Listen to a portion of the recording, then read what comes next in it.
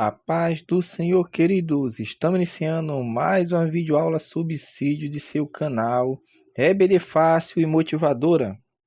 E na aula de hoje estaremos comentando a lição de número 3 das lições bíblicas jovens, que tem como título Fé para crer que Deus existe. Nós estamos dando prosseguimento aos nossos estudos bíblicos deste trimestre, o qual estamos comentando a lição A Prova da Vossa Fé, vencendo a incredulidade para uma vida bem-sucedida. E na lição de hoje, lição 3, estaremos comentando a lição Fé para crer que Deus existe. O texto principal encontra-se no Salmo 100, versículo 3. Sabei que o Senhor é Deus, foi Ele e não nós, que nos fez povo seu e ovelhas do seu pasto. Resumo da lição. Cremos no Deus Pai e que Ele é galardoador dos que o buscam. O texto bíblico encontra-se em Salmos capítulo 139, dos versículos 1 ao versículo de número 12. Então vamos iniciar nossa lição de número 3. Fé para crer que Deus existe. Então, nesta lição, nós estaremos focando, obviamente, como o título já nos sugere, a crença teísta, que é a crença a qual nós fazemos parte, a qual nós queremos, em contraposição principalmente ao ateísmo. Então, dentro desta perspectiva, nós vamos ver que o ser humano, desde que foi criado, ele tem uma preocupação. E essa sua preocupação tem a ver com o sentido da sua vida. Ou seja, as perguntas tais como muitas vezes ouvimos e muitas vezes também nós fizemos. Por que eu estou aqui? Qual o meu propósito de estar aqui? Existe algum sentido de eu estar aqui? Então, estas respostas nós vamos mostrar através dessa lição que tudo isso vai girar e encontra-se resposta em um único ser que criou todas as coisas, conforme fala o texto que nós lemos logo no início da nossa lição, no texto principal, que fala que saber que o Senhor é Deus, foi Ele e não nós, que nos fez povo seu e ovelhas do seu pasto, entendendo que todas as coisas foram feitas por Deus. Então esta lição vem para acrescentar-nos fé na nossa vida, para crermos de fato que Deus existe. Você que está nos ouvindo, que não tem fé em Deus, preste bastante atenção nesta exposição para que você entenda e compreenda e tenha fé para crer que Deus existe. Então, meus amados irmãos, a vida humana ela só é possível de ser vivida de forma plena se os irmãos perceberem se o passado e o futuro forem de alguma maneira enquadrados. A única forma de a existência humana fazer sentido está em Deus. É a única forma de a existência fazer sentido está em Deus. Sem a fé no Criador, a vida humana é um grande vazio. O autor vai começar a lição falando sobre doutrinas que creem na existência de Deus e as que a negam. A primeira doutrina que vai ser falada aqui é a doutrina teísta. E o que é o teísmo? O teísmo é aquilo que nós cremos. É a crença que Deus é um ser eterno, que Deus é um ser infinito, absolutamente perfeito, um ser pessoal e que criou tudo que existe. A existência de um Deus teísta, meu irmão, ela é o alicerce, ela é a base da teologia cristã. Então, dentro desse aspecto, o teísmo crê nesse Deus que é supremo, um Deus que criou todas as coisas e um Deus que governa o universo. É um Deus que criou e, ao mesmo tempo, ele age na história da humanidade. Ele não criou e abandonou a humanidade, mas ele criou todas as coisas e está guiando para que nós possamos entender.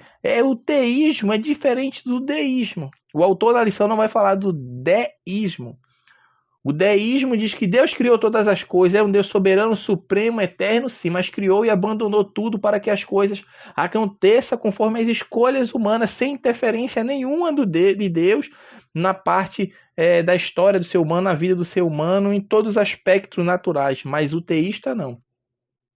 O teísta acredita no Deus que a Bíblia fala sobre ele, que relaciona com o ser humano, que age história da humanidade que tem uma ação direta dentro da história humana, em contraposição a esta visão de um Deus que é eterno, infinito, absolutamente supremo, pessoal que criou todas as coisas, em contraposição tem o ateísmo. Se o teísmo é a crença nesse Deus que nós falamos, então quando se coloca o A e dá aquela de negação, então o ateísmo é o que não crê nem em Deus e nem em nenhuma divindade, vamos falar assim, porque o ateísmo ele não crê em nada. Mas fazendo essa contraposição contra o teísmo, então vemos que o ateísmo são as pessoas que não creem na existência de um Deus em absoluto. E dentro do ateísmo existem algumas formas de ateísmo. Nós vamos citar 3, que é o ateísmo especulativo, o prático e o militante. O especulativo é uma cosmovisão, é um sistema filosófico. E dentro dessa visão, dessa cosmovisão do ateísmo especulativo, nós vemos ali que eles excluem a realidade de Deus. Já o ateísmo prático é aquela pessoa que tem atitude, que diz que dizem crer, mas na realidade vive como se não crescem. É numa plena indiferença religiosa e numa vida completamente materialista, desprovida de qualquer compromisso com Deus.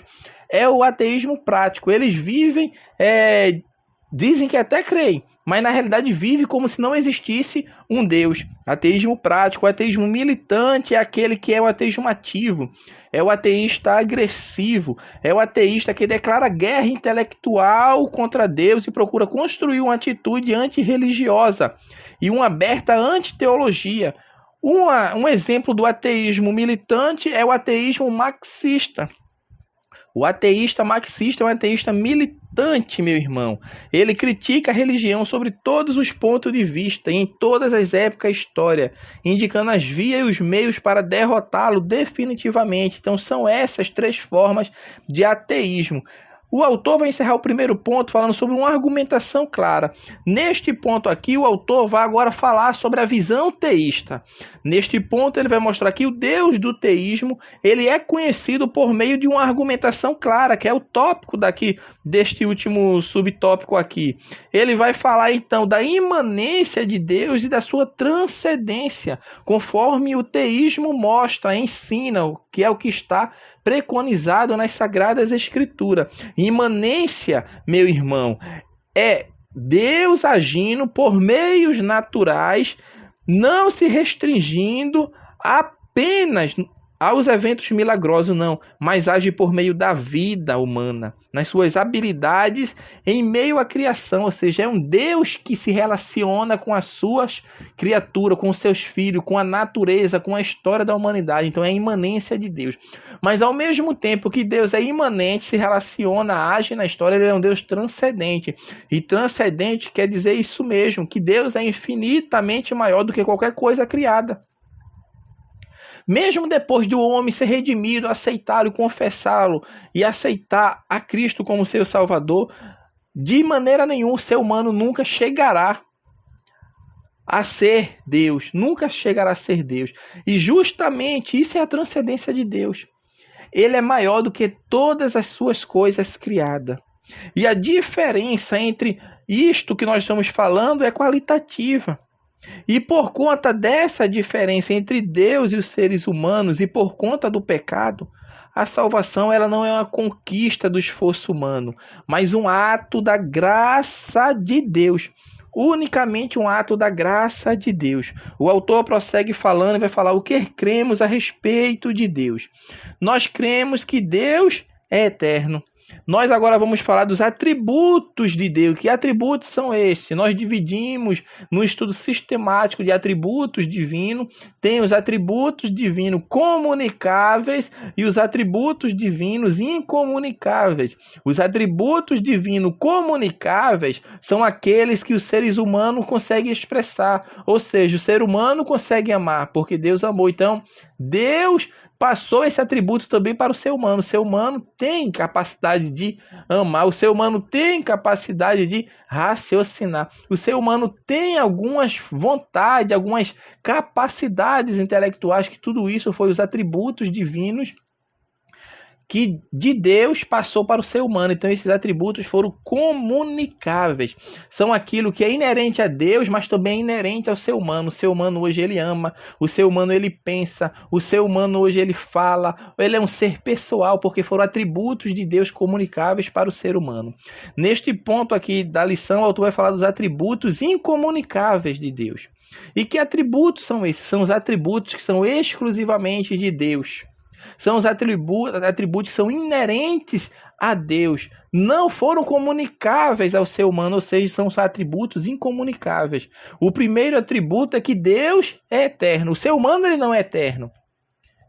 Eterno é aquele que não teve início e não terá fim. Ele está fora do tempo. E para entendermos a noção de eterno, teve que ter a existência e o tempo. E hoje, quando se tem o tempo, nós imaginamos, especulamos o que seja eterno. Porque eterno é só Deus, que está fora do tempo, não teve início nem fim, e nem terá fim. O ser humano, ele passou a ter eternidade, porque ele foi criado. Num aspecto de eterno, na plenitude da palavra, o único é Deus, que não teve início e não terá fim. O ser humano teve um início, foi criado. Mas a partir do momento que ele é criado, ele tem uma eternidade pela frente. E a eternidade que ele vai ter pela frente, o que vai decidir se ele vai viver no gozo eterno ou na perdição eterna, são as suas escolhas enquanto ele estiver nesta vida, habitando nesta terra.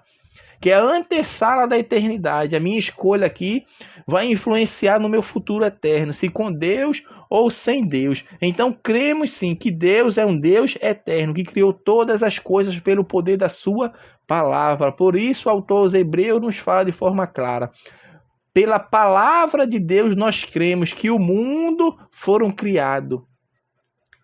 Pela fé nós cremos que pela palavra de Deus o mundo foi criado e tudo que nele existe, meu irmão. Então isso é eterno. Deus teve o poder dentro da sua eternidade de criar o tempo, o espaço e matéria. E hoje nós entendemos e compreendemos algumas coisas que estão à nossa volta justamente porque nós estamos limitados ao tempo, o espaço e à matéria. E Deus não, Deus está fora de tudo isso. Por quê? Porque Ele é eterno. Ele é Deus desde a eternidade até a eternidade. Ele é Senhor. O segundo ponto, o autor vai falar que Deus é onipotente. É um atributo que é só inerente a Deus.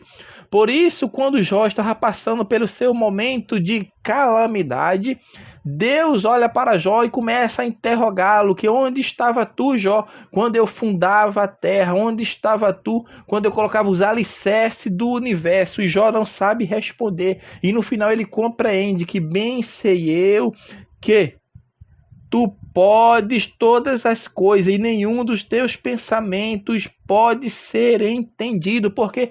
Porque Deus é onipotente, Ele tem o poder de trazer à existência aquilo que não existe como se já existisse. E foi assim que Ele criou todas as coisas. Do nada, Deus trouxe à existência este mundo, o universo, que um dia estaremos habitando por todo esse universo, que Deus criou o universo para o homem habitá-lo por completo. Está tudo preparado, só aguardando a volta de Cristo. Então Deus é onipotente, Ele tem poder. Por isso no Salmo 29, versículo 4 fala: a voz do Senhor é poderosa, a voz do Senhor é cheia de majestade. O Senhor, meu irmão, Ele é incomparável em poder e força. Por isso não devemos temer, porque o Senhor é onipotente. Deus é onipresente, outro atributo que não foi comunicado ao ser humano. E o que é ser onipresente? É estar em todos os lugares. Não tem um lugar onde Deus não esteja, porque Ele é um Deus onipresente. Ele está aqui. Você que está ouvindo, Ele está aí. Aonde quer que haja um lugar nesta terra, Deus está. Deus está em todos os lugares do universo. No mundo espiritual, físico ou natural, Deus está em todos os lugares, porque Ele é um Deus onipresente. Deus está em todos os lugares. Aí pode surgir a pergunta, mas Deus está no inferno? Está no inferno. Em que sentido Deus está? Deus está lá através do seu juízo. Hoje o inferno não tem ninguém. O Hades, vamos falar assim, a parte extrema que vai ser inaugurado pelo falso profeta e o anticristo. Eles que vão inaugurar o lugar eterno, de perdição eterna. Mas Deus vai estar lá com o seu juízo. Deus vai estar lá executando aquilo que está preconizado na sua palavra, porque Deus está em todos os lugares. Em todos os lugares. A graça de Deus não vai estar lá. Porque já passou a oportunidade daqueles, na época, no caso, de escolherem. Mas Deus está lá, porque Ele é onipresente. Ele está em todos os lugares. Ele vê todas as coisas. Ele vê todas as coisas. Deus, meu irmão, é um Deus onipresente. Está em todos os lugares. Não há aonde o homem possa se esconder da presença de Deus. Deus conhece todas as coisas. Nunca é pego de surpresa, porque todas as coisas estão patentes aos olhos daquele a quem nós iremos prestar contas. O último tópico da lição, o autor vai falar sobre Deus é a razão de tudo. Neste ponto, ele vai falar sobre não há tempo a perder. Por que não há tempo a perder? É aquilo que nós estávamos falando anteriormente. O ser humano, ele teve a sua existência criada. Ele foi criado. E nessa sua criação, como nós estamos vivendo aqui, sabemos que nós nascemos, crescemos e se Cristo não voltar, morreremos. Ou seja, a nossa vida nesta terra ela é passageira. Ela é finita, como o salmista falou, é como um conto ligeiro, que conta e passou. Então, Deus nos chama a termos sabedoria. E sabedoria para quê? Para viver de modo que o nome dele seja louvado através da nossa vida, porque o ser humano, ele foi criado com um propósito, e o propósito foi justamente este, glorificar ao Criador, glorificar a Deus. Então, nesta lição, o Senhor está nos conclamando a vivermos a nossa vida, não desperdiçando o nosso tempo em filosofias vãs, que não acrescentam nada à nossa fé, mas vivendo uma vida ao Deus que é real e imutável, e haja a nosso favor, como ele falou. Clamas a mim, responder-te-ei, anunciar-te-ei as coisas grandes e firmes que não sabes. O Senhor nos chama para vivermos e não perdermos tempo nesta vida, para estar pregando e anunciando a sua palavra, porque esse é o objetivo de o homem estar aqui na terra, de proclamar as verdades espirituais a qual Deus destinou para que o homem assim aceite e venha viver eternamente ao seu lado na glória celestial que está próxima de vir, porque Cristo virá e não tardará. O autor vai falar sobre preparado para cumprir a vontade dele. Neste ponto, o autor vai falar sobre o que é fazer a vontade divina. E fazer a vontade divina é o que está preconizado nas Sagradas Escrituras. Meu irmão, a Bíblia é o manual do crente. Não só do crente, do ser humano. O homem que ficar atento ao que está escrito na palavra de Deus, ele vai ter a sua fé acrescentada. Por quê? Porque a nossa única regra de fé e prática é as Sagradas Escrituras. Cuidar que nelas estão as palavras de vida eterna, nas Sagradas Escrituras, meu irmão. E para cumprir a vontade de Deus, eu tenho que estar alinhado àquilo que Deus está preconizando para a minha vida. Jonas quis fugir da vontade de Deus para a sua vida, o Senhor marcou encontro com ele. Quantos nesta vida Deus estará marcando encontro para cumprir a vontade dele? Deus está nos chamando, meu irmão, para fazermos a sua vontade. E a vontade de Deus é essa, que nós venhamos a ser servos, proclamadores das boas novas de salvação. O Senhor não desiste de ninguém, tenha certeza disso, porque assim como Paulo escreveu a Tito, que a graça de Deus há manifestada, foi manifestada para todos os homens, para alcançar todos os homens. O Senhor, meu irmão, está preparando-nos para cumprir a sua vontade. A vontade dele é essa, para que nós varmos e produzamos bons frutos, frutos dignos que nasçam e permaneçam e sejam servos e servas do Senhor. E Deus age como ele quer.